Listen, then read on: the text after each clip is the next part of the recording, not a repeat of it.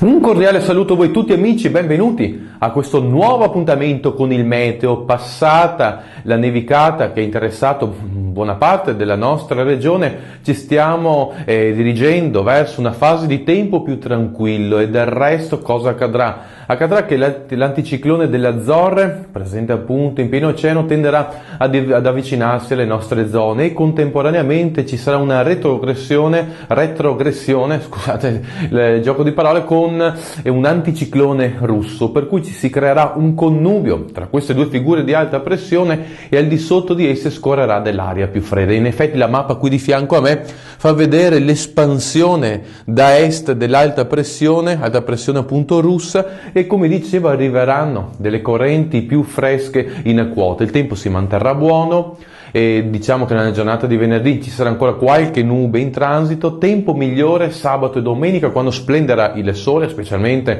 nella giornata di sabato, però il clima sarà frizzante, scenderemo al di sotto dello zero anche in pianura durante la notte, come temperatura anche durante il giorno il clima sarà frizzante, però come dicevo non ci saranno le condizioni per delle nuove precipitazioni. Anche l'inizio della prossima settimana sembra proprio positivo. Con ora concluso, auguro a voi tutti un buon fine settimana e per quanto riguarda questa trasmissione ci vediamo lunedì prossimo.